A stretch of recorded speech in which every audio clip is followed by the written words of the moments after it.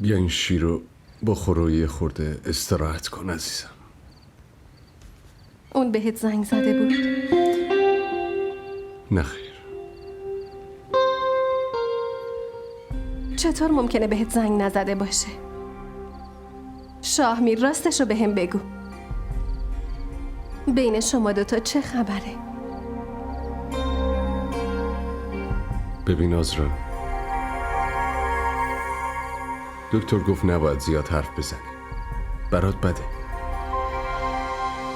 اینم گفت که باید استراحت کنی، اما تو اون چه میدونه که من چه حالیم؟ بهش زنگ بزن، باید باهاش حرف بزنم. با وجود من عاشقت شده. این چه عشقیه؟ میشه عاشقت باشه و من نفهمم؟ بهش زنگ بزن تا حرف بزنم. میخوام حرف بزنم، زنگ بزن. لطفاً آروم باش. فهمیدم.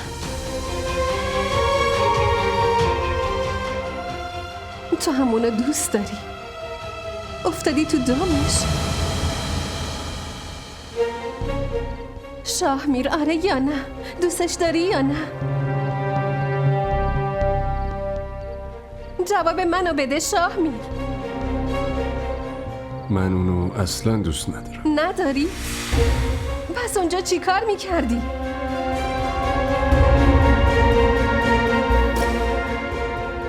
بچه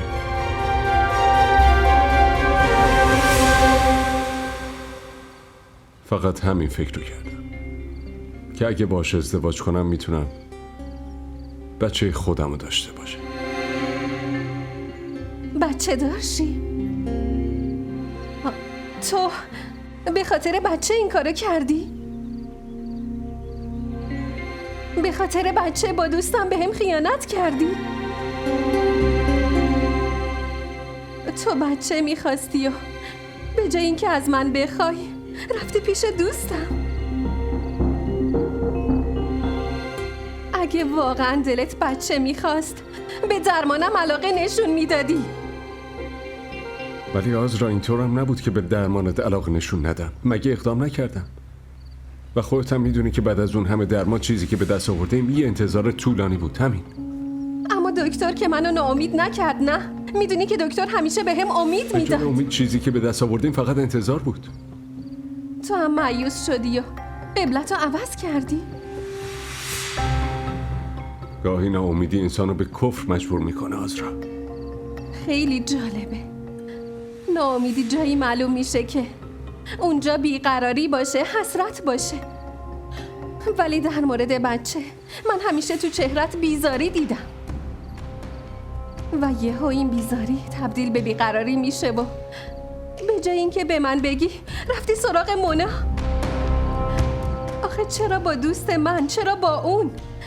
تو این دنیای بزرگ فقط 2 نفر رو داشتم که پناهم بودن و حالا هر دو منو کنار زدن و دست همو گرفتن.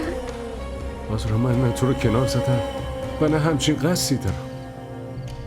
میخوام همیشه کنارت باشم و اگه من از اون بچه‌ای داشته باشم خب بچه تو هم میشه، نه؟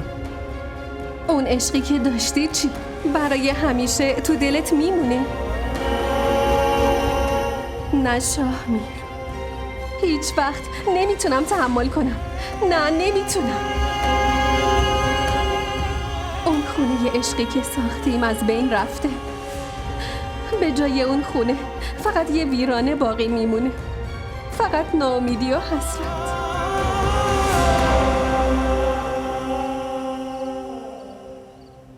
مثل یه مرد به سینت بکوب و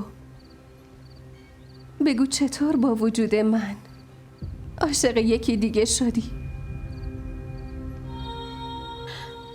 لااقل از ناتوانیم سوء استفاده نکن. مردم حتی توی دوستیاشون صداقت دارن. تو که ادعای عاشقی میکردی. آزرا من راه حلی بهتر از این پیدا نکردم که من با مونا. ببین اگه من باهاش ازدواج کنم تو زندگیمون هیچ تغییری پیش نمیاد. اون همونطور میمونه و تو هم همینطور میمونی. تازه با هم دوستم که هستین. باور کن آزرا دلیل من از این کارا فقط بچه است. اگه ما بچه داشتیم هیچ وقت اینطور نمیشد. باشه، پس من مثل جنازه تو این خونه میمونم. ولی به هم فرصت بده تا وقتی که دکترم ناامید بشه. یعنی چی؟ یعنی اگه تا چند ماه دیگه بچه دار نشدم، بعدش با مونا ازدواج کن، با هم خونتون رو بسازیم، منم کنار میرم.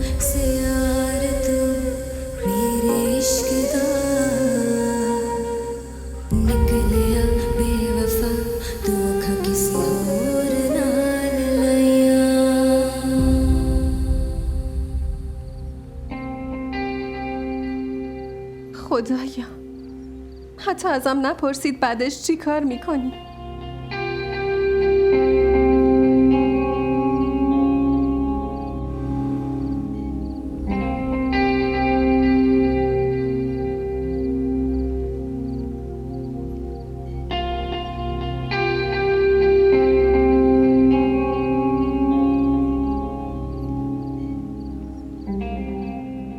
چند سال پیش همینطور پیش دختری نشستم، باهاش ازدواج کردم، عاشقانه دوستش داشتم و فکر میکردم همه عمر اینجوری میگذره. بعد آرزوی بچه، انتظار طولانی و بعد تو اومدی تو زندگیمون. امروز من بهش بگو که با رضایت قبول کنی. شاهمیر، خب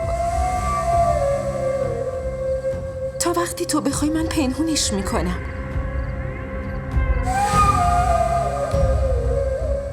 واسه من همین کافیه که الان همسرتم.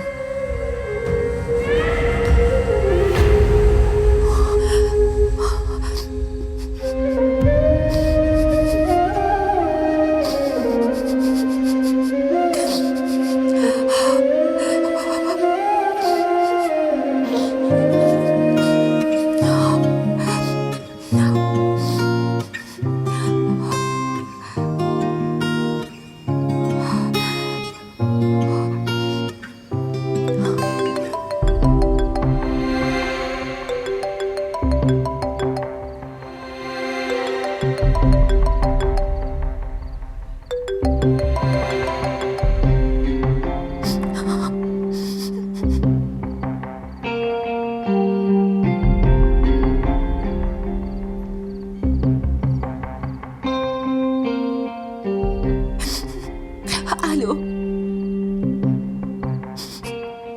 میتونی واسه چند لحظه بیای پیشم؟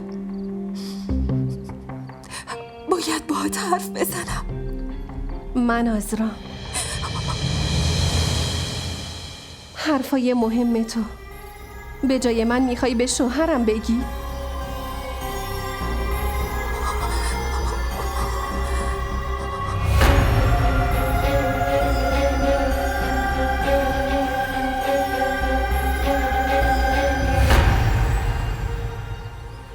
تلفن کی بود؟ فعلا برای تو شماره اشتباه.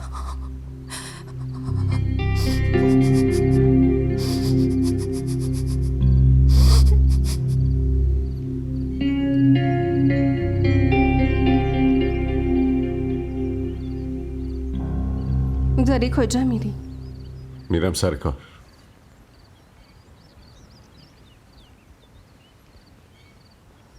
شاهمیر،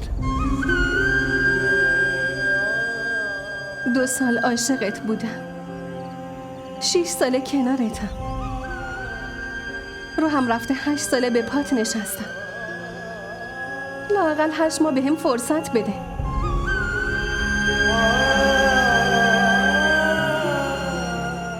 به من نگاه کن،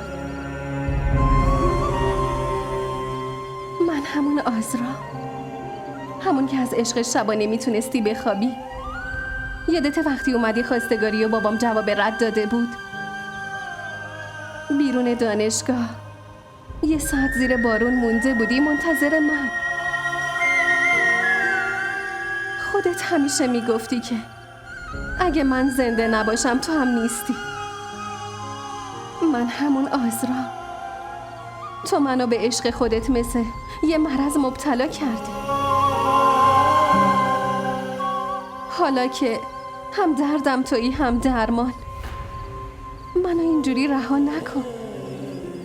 اینجوری مجازاتم نکن. دوستم و مقابلم قرار نده. شاهمیر، چی برات کم گذاشتم؟ چی کار باید میکردم که نکردم؟ کجا کم گذاشتم؟ چه گناهی کردم؟ جوابمو بده. آزرا، چیزی که کم هست و چیزی که میخواستم همشو بهت گفتم. اینا بهانه است. بهانه. ببین نفسم داره میگیره. به خاطر ضعفم به هم بیوفایی نکن. بگو دیگه دوستت ندارم. این حرفا همش بهانه است. اگه من دوباره ازدواج کنم فقط به خاطر بچه است.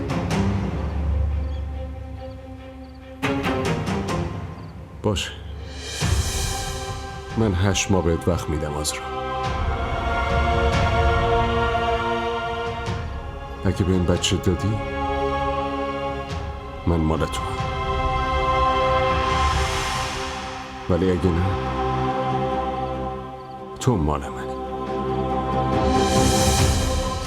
و آزرایی که مال منه هم مشکلاتمو درک میکنه هم ناراحتی کن.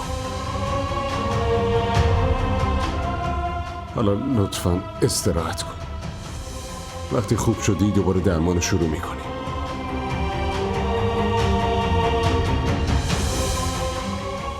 خودت پیش دکتر میری یا من ببرمت؟